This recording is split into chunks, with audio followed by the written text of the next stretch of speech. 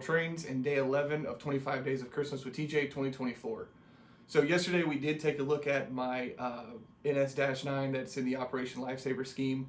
Probably one of the more interesting paint schemes of NS that I have. Unfortunately, I really haven't messed with it much this year, but hopefully that'll change in 2025. So to address a comment that I got, the 25 Days of Christmas videos, I kind of just do as a quick highlight of things in my collections.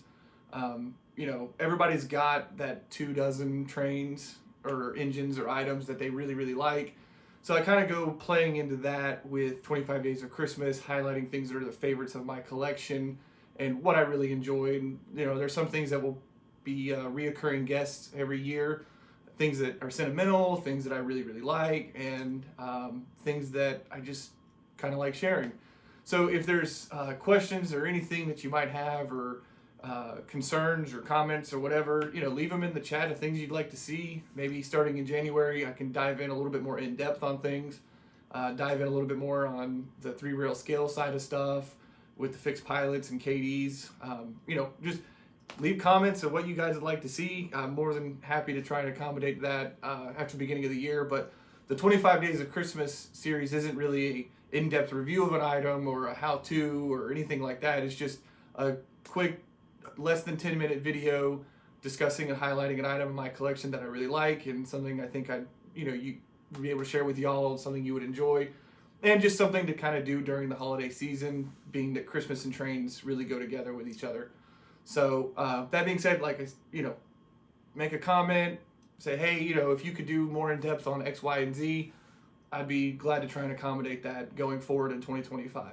But for today's video, day 11, we're going to keep on with the modern, and we're going to keep on with something that I saw as a kid and something that I've made recently that was a dream of mine to have, and I think they look awesome together, and I think that the rolling stock choices that go with it are pretty sweet, and we'll dive into that now, and we'll see you guys tomorrow for day 12. So today's lead engine is an engine that I picked up at the beginning of this year, and it did come from our good friend Brad down in Florida.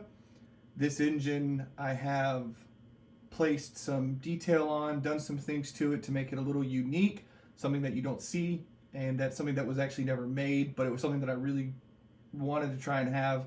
It is in the process of being finished up, so there's some things you might notice that are a little funny looking, but with the lack of time, especially during the busy season of the summer for me and my business, I didn't get it as far as done as I wanted, but it's enough to show up on a video. The trailing engine, actually, I do believe was on last year's 25 Days of Christmas, and it was an engine that I picked up at York. It was a non-powered engine. I then made it a powered engine using a donor and weathered it. This engine does need to be updated. Weather needs to be touched up a little bit, some things like that, but I think these two make a really great pair, and we'll go ahead and fire these up and pull them out of the tunnel.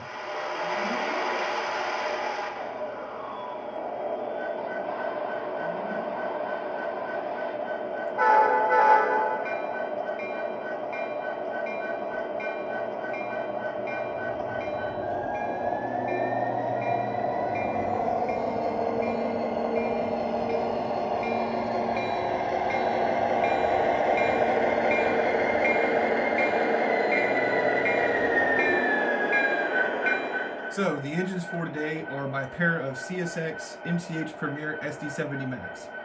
As I said, the front leading one here that's not weathered, I did pick up at the beginning of the year through our friend Brad, and the trailing unit was picked up at York last year and was made into a powered engine. Now the cool part about the lead engine, I did pick up a set of pilots for it.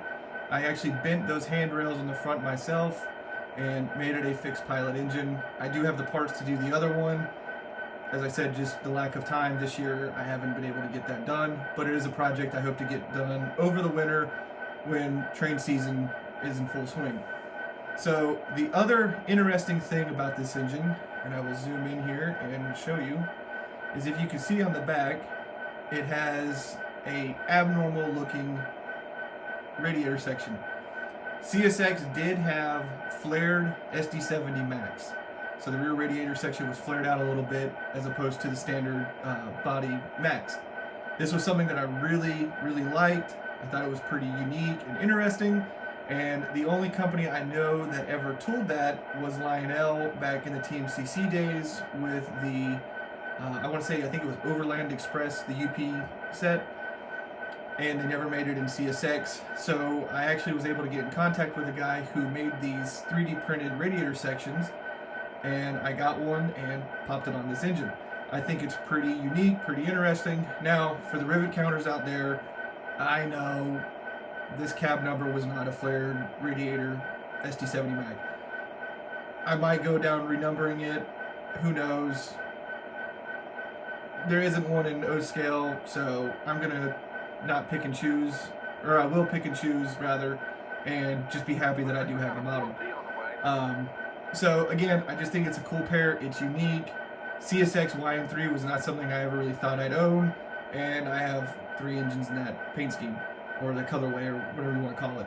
But let's go ahead and kick the volume up on these engines, get him run around the layout, and we do have a special guest, if you will, from prior years running along with it. So we'll see you guys tomorrow, and hope you have a good evening.